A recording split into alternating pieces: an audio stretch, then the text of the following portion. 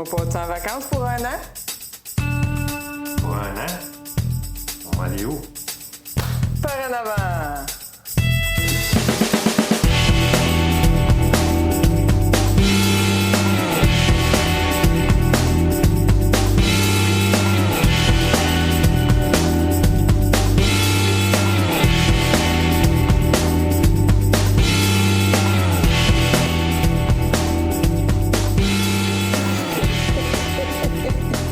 Il faut se préparer, mais ça prend au moins 6 à 8 mois à se préparer pour partir un an en roulotte, en road trip.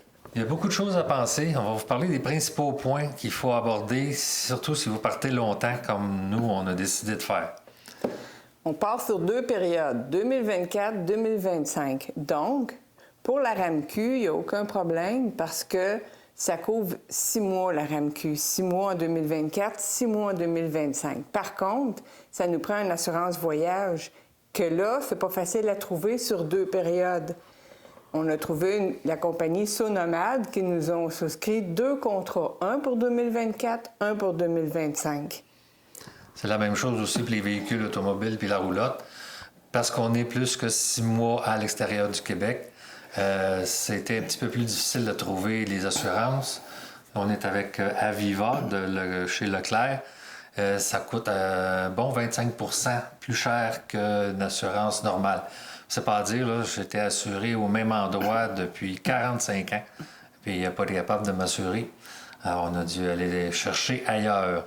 Bon, ensuite, pour les États-Unis, on va être plus que 180 jours. Donc, il faut faire une demande de prolongation de séjour aux États-Unis pour une période, au lieu de 6 mois, ça va être 8 mois.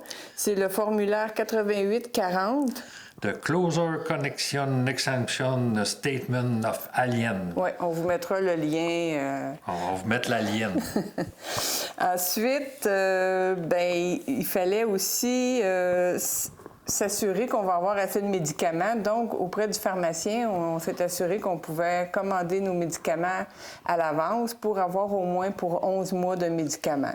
La RAMQ permet ça. Le pharmacien... Sur certains médicaments. Tous médicaments qui peuvent être sujets à être commercialisés pour servir de drogue ou des choses du genre, ça, on n'a pas le droit d'en avoir plus que ce qu'on a besoin. Il y a le point au mois d'avril, on ne sera pas revenu, donc on va contacter nos comptables pour les impôts par courriel. Ça se fait très bien. Ensuite, il y a beaucoup de... Oui, à condition d'avoir reçu nos papiers et d'avoir quelqu'un... Oui, il faut avoir les papiers par courriel, les T4, les relevés, tous les relevés du gouvernement, ça, on les reçoit déjà par courriel. Et ceux qu'on ne reçoit pas par courriel, par exemple, si vous avez travaillé puis que c'était une entreprise privée puis qu'il ne l'envoie pas par courriel, bien, à ce moment-là, assurez-vous qu'il y a quelqu'un qui va aller chercher votre courrier, qui peut le scanner et l'envoyer à votre comptable ou vous l'envoyer à vous. Oui, ça fait partie des démarches, se trouver quelqu'un qui va ramasser notre courrier. Ça fait partie des démarches aussi de... Moi, j'ai une maison, donc j'ai mis ma maison en location. Ça a super bien été parce que c'est un de mes enfants qui va se joindre à la maison. Mais... Et aussi, la démarche importante qu'on a dû faire, c'est qu'on a décidé de vendre nos autos parce qu'Alain a acheté un pick-up.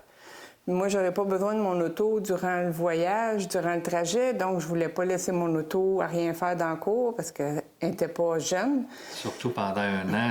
Surtout pendant un an, un arrêté. véhicule de 16 ans, 15 ans. Oui. Donc, ça, c'est toutes des grosses démarches qu'on a dû faire là, depuis septembre 2023 aller jusqu'à aujourd'hui, juin 2024.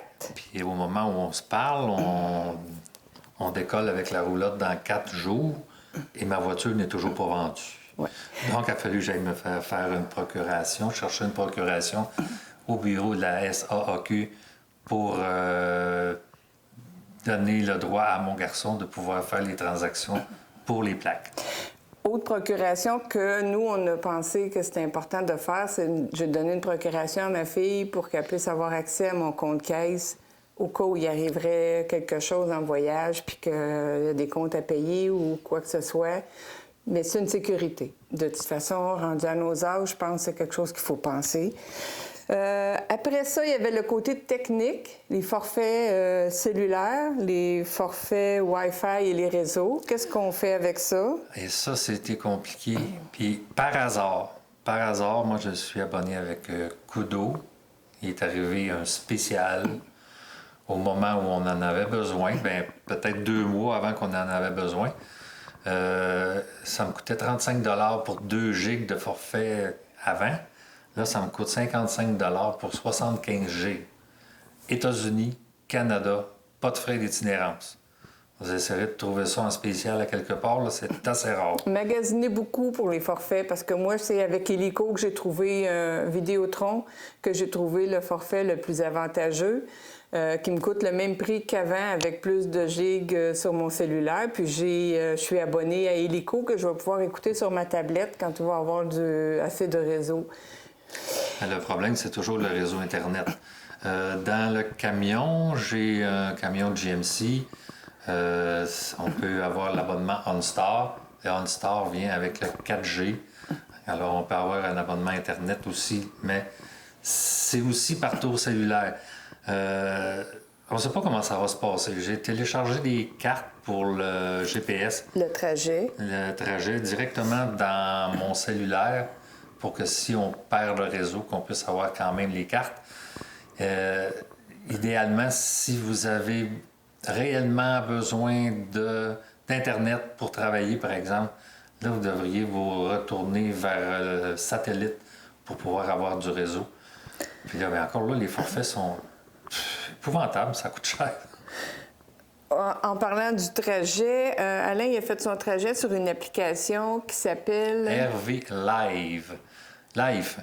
C'est une application qui a répertorié tous les sites de camping qu'il y a en Amérique du Nord, puis même en Europe.